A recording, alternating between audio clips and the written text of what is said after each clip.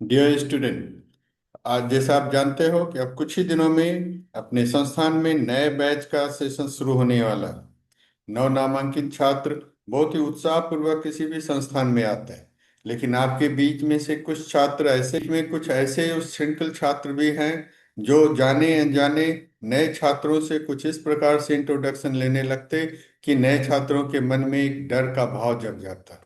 कभी कभी आपकी हरकतों से उन्हें शर्मिंदगी महसूस होने लगती।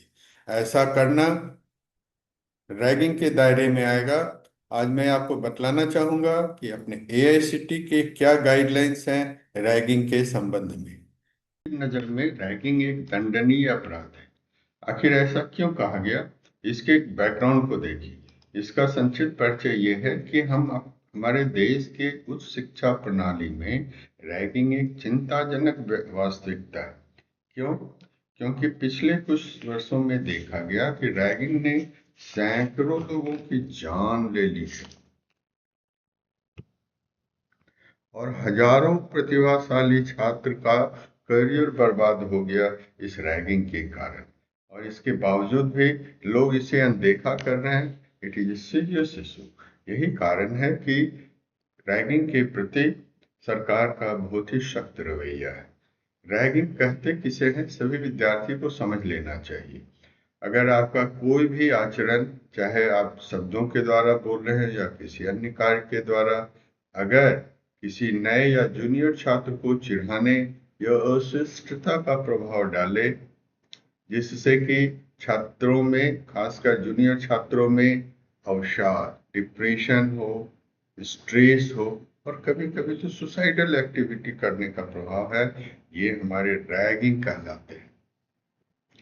फिर आपका कोई भी अनुशासनहीन गतिविधि में शामिल होना जो किसी नए या जूनियर छात्र में झुंझलाहट या कठिनाई या कोई भी साइकोलॉजिकल हार्म करे, वो आपके रैगिंग कहलाते हैं। सिर्फ हार्म ही नहीं करना, पैदा करने की संभावना भी अगर उससे होता है, जूनियर छात्रों में भय या आशंका पैदा करता है, ये सभी कार्य रैगिंग कहलाते हैं। छात्रों से ऐसा कोई भी कार्य करने के लिए कहना जो सिलेबस में नहीं है, जिससे उनमें उनको शर्मिंदा होना पड़े या शर्मिंदगी के भाव पैदा करने का प्रभाव रखता है, ताकि किसी भी नए या जूनियर छात्र के को फिजिकल या मेंटल प्रतिकूल प्रभाव पड़े, ये सभी काम हमारे लिए एआईसीटी के नज़र में रैगिंग कहलाते हैं। अब आप समझ लीजिए, अब आपको जान लेना चाहिए कि अगर किसी छात्र पर रैगिंग करने का आरोप सिद्ध हो जाता तो उसे कौन कौन से सजा मिल सकता है। चाहे आप कैंपस के अंदर हो या कैंपस के बाहर, रैगिंग का दोषी पाया गया कोई भी छात्र या छात्रों का समूह को कोई भी दंड मिल सकता है। कौन कौन से दंड? आपको किसी भी सेशनल एग्जामिनेशन से, यूनिवर्सिटी एग्जामिनेशंस में अपीयर होने से रोका जा सकता, आपका रिजल्ट रोका जा सकता, आपको क्लास में भाग लेने से भी सस्पेंड किया जा सकता है। सरकार के द्वारा जो भी लाभ आप प्राप्त कर रहे हैं, जैसे कि छात्रवृत्ति का लाभ या अन्य लाभ, ये सभी चीजें आपको बंद हो जाती है और कुछ दिनों के लिए आपको कॉलेज से सस्पेंशन भी हो सकता है। यदि कोई प्रतिभाशाली छात्र नेशनल या इंटरनेशनल टूर्नामेंट्स में या उत्सव में भाग लेने जा रहा है तो उसे भी रोका जाता। क्यों? क्योंकि आपके ऊपर रैगर का आरोप लगा हुआ है।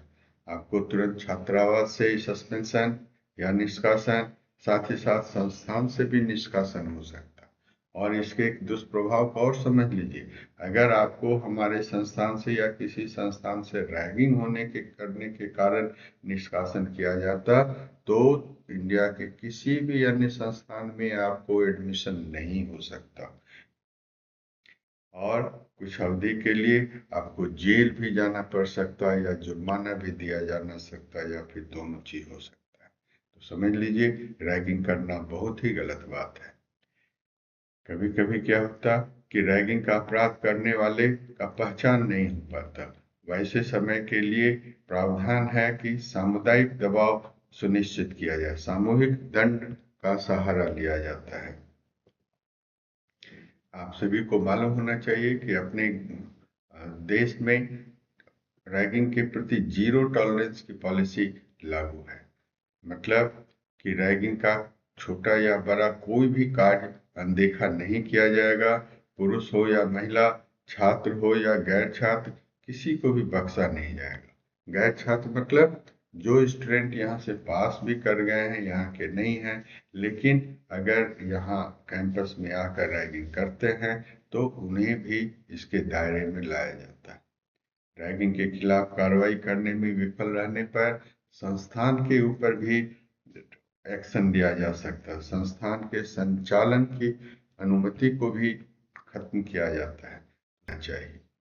साथ ही साथ सुप्रीम कोर्ट ने अपने 8 मई 2009 के फैसले में कहा कि सरकार को एंटी रैगिंग हेल्पलाइन या toll free number, call centre आदि का व्यवस्था करना है, ताकि किसी भी तरह की रैगिंग की शिकायत तुरंत कोई भी व्यक्ति एंटी रैगिंग के संबंध में जानकारी प्राप्त कर सकता है इस लिंक पर या फिर इस लिंक पर।